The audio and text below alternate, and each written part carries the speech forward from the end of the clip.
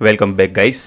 JavaScript के इस tutorial में हम लोग आज बनाने वाले हैं एक drawing board something like this, कि जिसके अंदर आप कुछ बेसिक सा इस तरीके से पेंट कर सकते हो। ये कम्प्लीटली जावास्क्रिप्ट है, कोई एडिशनल लाइब्रेरी नहीं है, प्योर जावास्क्रिप्ट का ही कोड है। तो यहाँ पे आप क्या है कि आप ये ब्रश की साइज़ इंक्रीज़ या डिक्रीज़ कर सकते हो, कलर को अपने हिसाब से कस्टमाइज़ कर सकते हो। लेट्स से यहाँ पे मैंने ब्लू सिलेक्ट कर दिया तो ये काइंड ऑफ यहाँ पे ब्लू कलर का आ गया।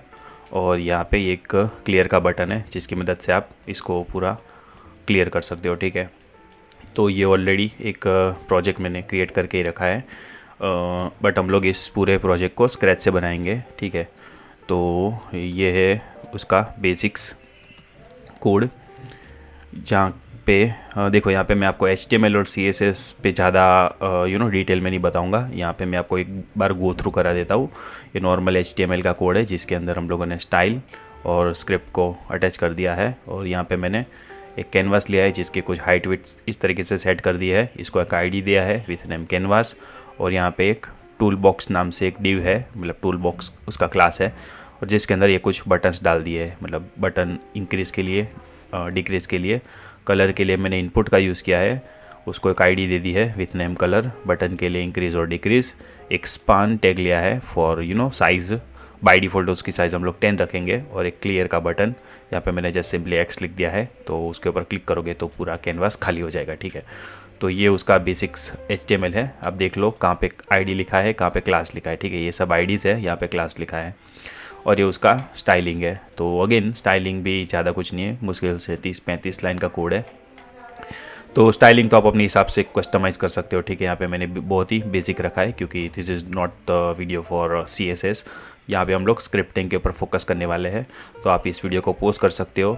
और यहाँ पे देख लो, यहाँ पे मैंने किस हिसाब से कलर दिया है, किस हिसाब से मार्जिन पेडिंग दिया है, और हाइट विड्थ क्या रखी है। ठीक है, और ऐसा होगा तो ये कोड पूरा मैं गिटहब पे भी डाल दूँगा। ठीक है, तो बहुत ही बेसिक स्टाइलिंग है और मेन पार्ट है ये स्क्रिप्टिंग। तो हम स्क्रिप्टिंग इस वीडियो में स्क्रैच से देखेंगे। ठीक है, और मैं आपको एक्सप्लेन भी करूँगा कि ये कैसे काम कर रहा है। ठीक है, तो ये वो वाला कोड है जो ऑलरेडी मतलब जिसके अंदर स्क्रिप्टिंग ऑलरेडी लिखी हुई है। एंड ये अभी मैंने जो आपको जो दिखाया है वो वाला है, तो जिसके अंदर अभी कुछ वर्क नहीं करेगा। देखो यहाँ पे कोई भी बटन वर्क नहीं कर रहा है, साइज इंक्रीज डिक्रीज नहीं हो रही, और यहाँ पे मैं कुछ भी करूँ तो यहाँ पे देखो कुछ ड्रॉ भी नहीं हो रहा है। ठीक है, तो वो वाला वो पूरा होगा जावास्क्रिप्ट की मदद से। तो वो हम लोग इस वीडियो में देखने वाले हैं। ठीक है, तो एक बार रिफ्रेश कर देता हूँ और यहाँ पे मैं आ जाता हूँ। सबसे पहले हम लोग क्या करेंगे, जितने भी HTML में ये जो एलिमेंट है, मतलब बटन हो गए, ये सब सारे IDs को यहाँ पे मैं गेट कर लूँगा। तो यहाँ पे मैं एक कैनवास नाम से एक वेरिएबल बनाता हूँ और डॉक्यूमेंट में से gate element by ID use करके कैनवास को यहाँ पे गेट कर लेता हूँ। ठीक है, और उसी तरीके से बाकी के सारे बटन्स। ठीक है, तो एक इंक्रीज बटन है, इसका नाम मैंने इंक्रीज बटन रख दिया, और उसका ID भी मैंने आई थिंक इंक्रीज ही दिया हुआ है। तो ये इंक्रीज बटन हो गया। ये डिक्रीज बटन है, तो यहाँ पे मैं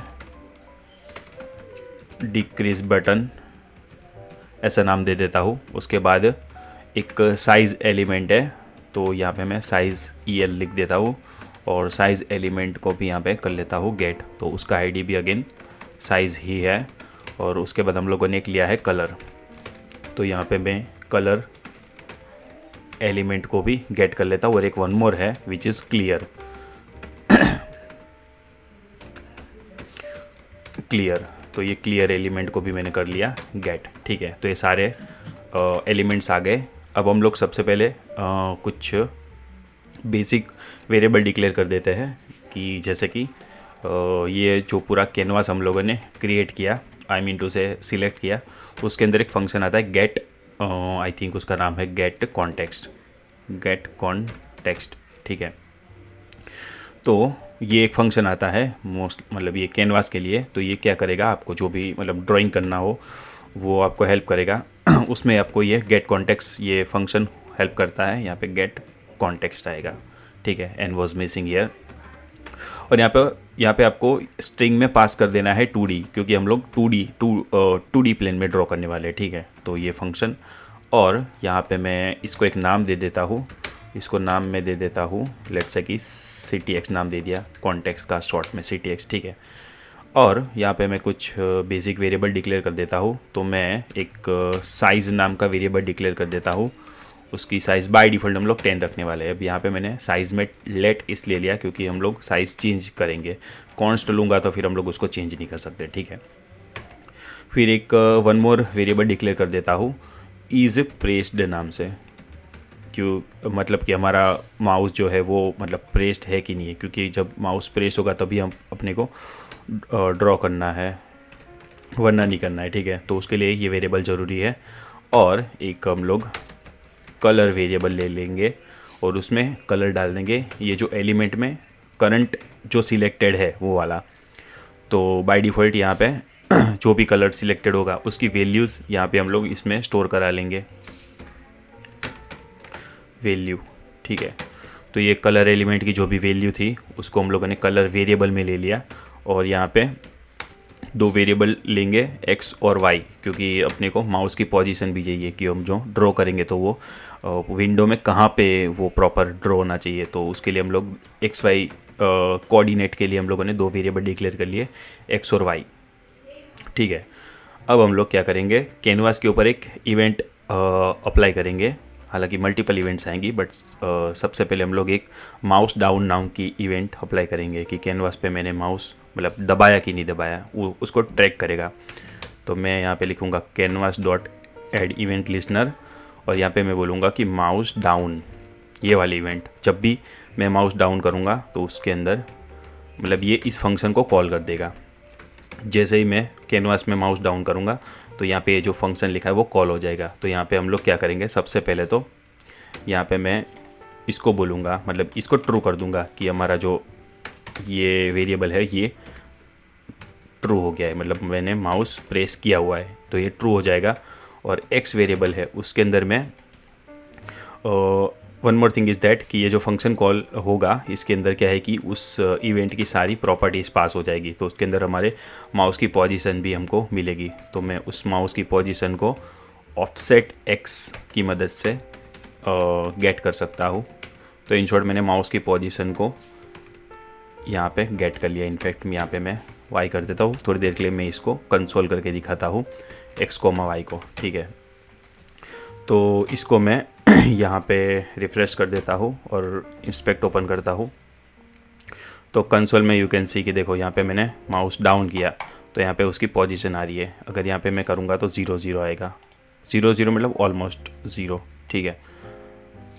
यहाँ पे एक्चुअली ये सिर्फ माउस के कैनवास के अंदर ही वर्क करेगा, ठीक है।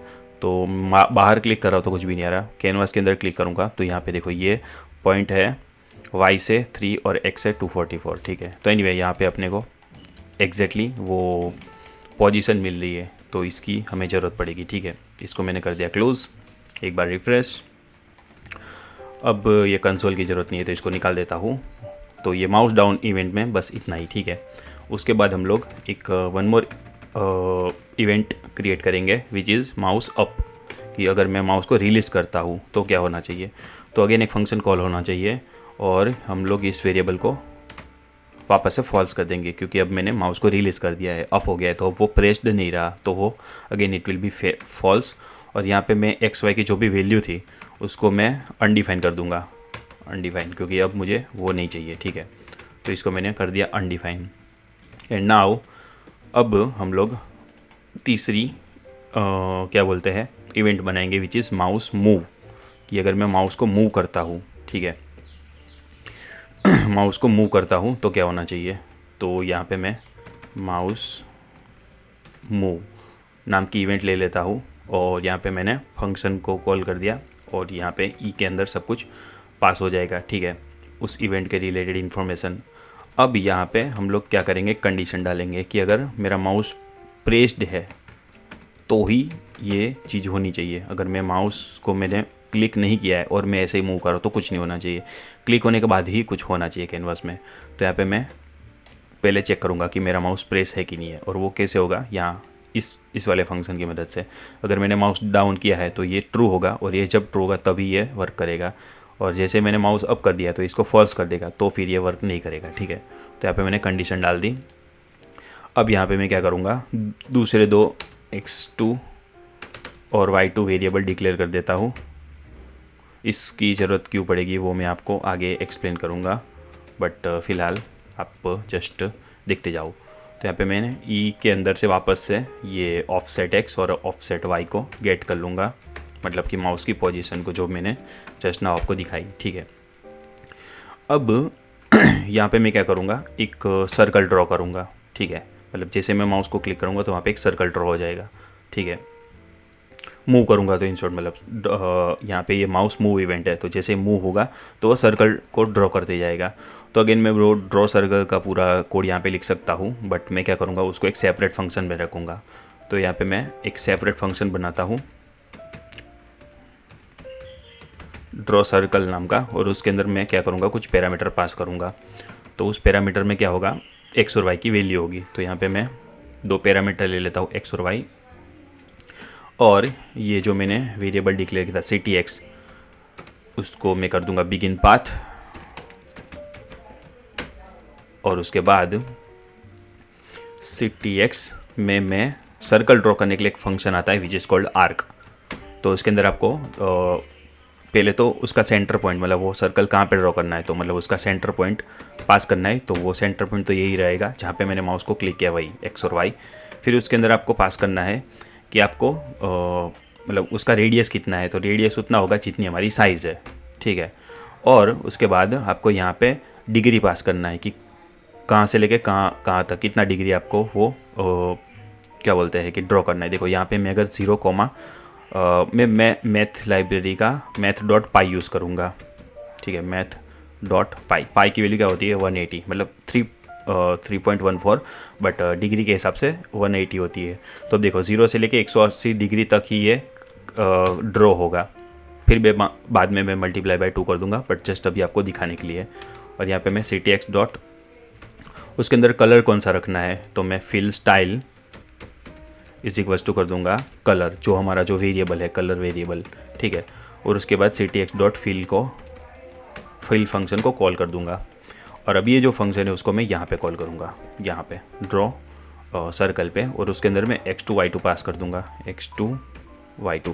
देखो यहाँ पे x2 y2 मैंने क्यों लिया, मतलब x1 x जो बेसिक ये जो x y थे वो भी तो यूज़ कर सकता था, बट वो आगे ज़रूरत पड़ेगी, आपको समझ में आएगा कि वो क्यों मैंने यहाँ पे x2 y2 मतलब दूसरे दो वेरिएबल मैंने क्यों लिए, ठीक है।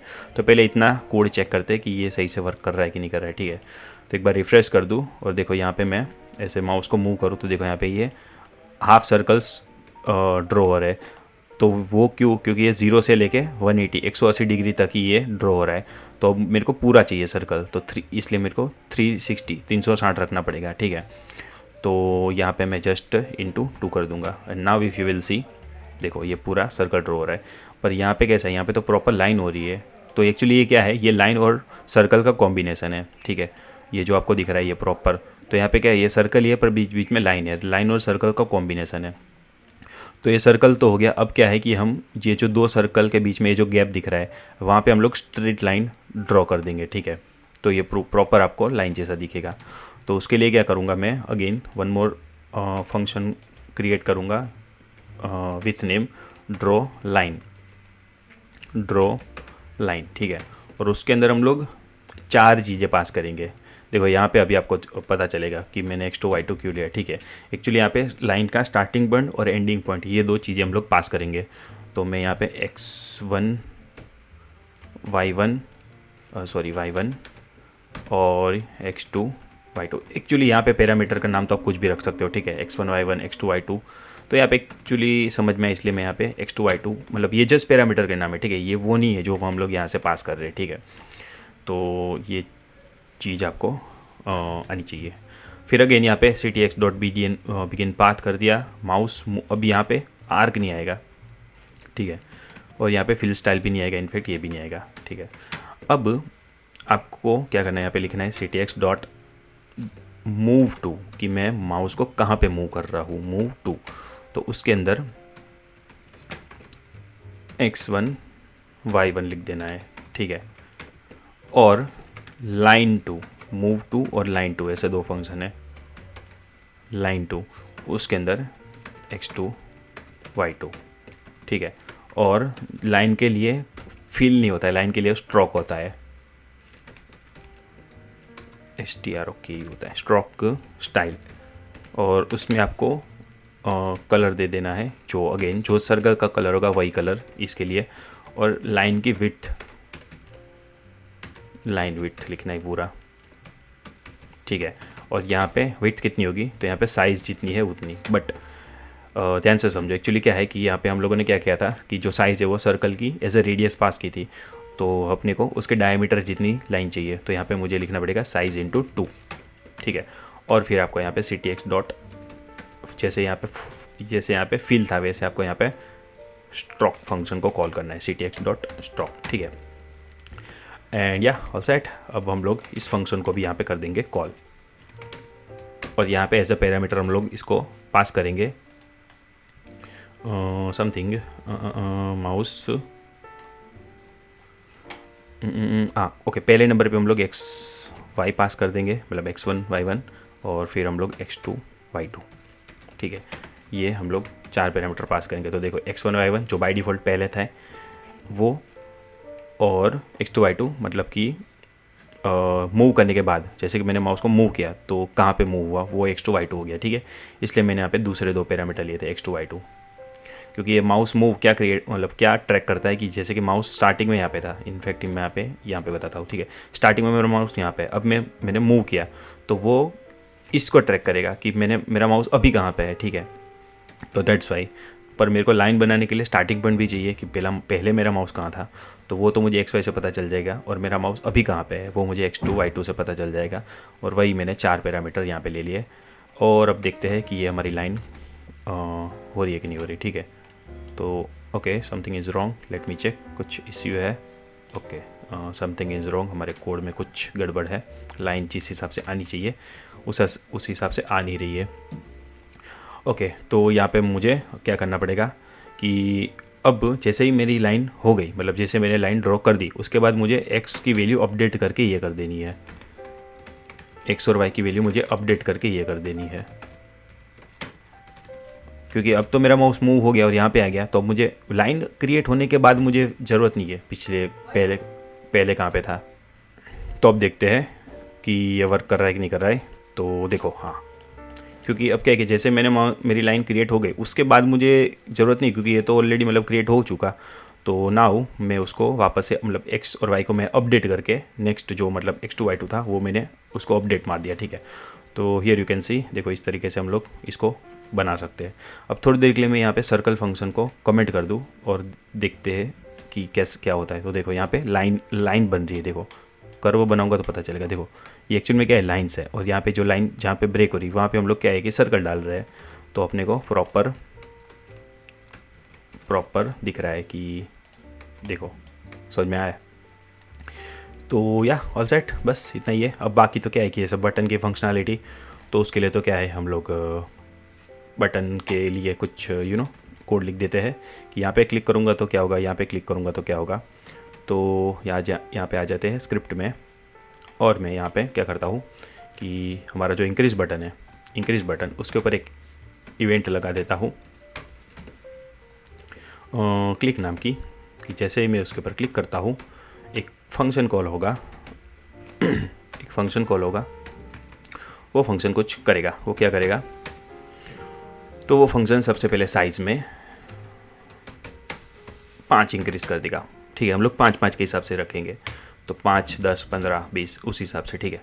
और यहाँ पे हम लोग एक चेक मार्क डाल देते कि साइज़ को एक लिमिट से ज़्यादा इंक्रीज़ नहीं करनी है। तो अगर वो 50 से ऊपर चली जाती है तो उसको हम लोग 50 ही रखेंगे, मतलब 50 से ऊपर नहीं, ठीक है। तो ये हम लोगों ने एक चेक मार्क डाल दिया कि साइज़ को 50 से ज़्यादा इंक्रीज़ नहीं करना है। और उसके बाद हमारा जो साइज़ एलिमेंट था उसका इनर टेक्स्ट बदल के हम लोग ये कर देंगे ये, क्योंकि स्क्रीन में दिखना भी तो चाहिए कि हमारी साइज़ क्या है, ठीक है। और in a similar way decrease button के लिए भी, तो यहाँ पे मैं डिक्रीज बटन के लिए इवेंट लिस्नर वापस से वही सेम, यहाँ पे सिर्फ आएगा माइनस, और यहाँ पे चेक मार्क डालेंगे कि ये क्या बोलते हैं कि 5 से कम नहीं होगा, ठीक है, लेस देन 5। 5 से कम होता है तो उसको 5 ही रखो, ठीक है। तो 5 से कम, 5 और 50 के बीच में हमारा माउस की साइज़ रहेगी, ठीक है। और वापस से वही स्क्रीन में भी तो अपडेट करना पड़ेगा, ठीक है। And last thing is colour. तो हम लोग यहाँ पे कलर एलिमेंट के ऊपर अगेन इवेंट लिस्नर लगाते हैं, और यहाँ पे हम लोग, यहाँ पे क्लिक नहीं आएगा, यहाँ पे चेंज आएगा क्योंकि वो इनपुट है, तो वहाँ पे चेंज आता है, ठीक है। और अगेन फंक्शन कॉल होगा, और यहाँ पे अपने को कौन सा कलर है वो भी चाहिए, तो यहाँ पे मुझे इवेंट भी लेनी पड़ेगी। और यहाँ पे मैं क्या करूँगा कि हमारा जो कलर है उसकी वैल्यू कर दूँगा e.target.value, ठीक है। और क्लियर के लिए तो यहाँ पे मैं इसी पूरे कोड को कर देता हूँ कॉपी, और उसके बाद यहाँ पे पेस्ट, यहाँ पे मैं कर दूँगा clear element add events listener. अब ये बटन है तो यहाँ पे क्लिक ही आएगा, इनपुट में चेंज आता है, बटन में क्लिक आता है, ठीक है। तो ये क्लिक इवेंट हो गई, और यहाँ पे मुझे इस इवेंट की ज़रूरत नहीं है। यहाँ पे मैं क्या करूँगा, CTX हमारा जो कैनवास है उसको मैं कर दूँगा क्लियर। क्लियर रेक्ट नाम का एक फंक्शन आता है, रेक्ट RECT, ठीक है। उसके अंदर में कहाँ से लेके कहाँ तक क्लियर करना है, तो मुझे 0,0 से लेके पूरा कैनवास की जो विड्थ है और कैनवास की जो हाइट है वहाँ तक मुझे सब कुछ कर देना है खाली, क्लियर, एम्प्टी। तो लेट्स सी, यहाँ पे मैंने कुछ रैंडम सा ड्रॉ किया, क्लियर पे क्लिक किया, खाली हो गया। ये रैंडम सा ड्रॉ किया, यहाँ पे मैंने साइज़ को इंक्रीज़ किया, कलर को चेंज किया, लेट्स से कि रेड कर दिया, और यहाँ पे रेड कलर का आ गया। तो अब देखो अभी आपको करना क्या है, मैं आपको बताता हूँ कुछ चीज़ें। अभी आपको ये करना है, देखो यहाँ पे आपको करना है रेड सही है, ठीक है। आपको ये करना है ये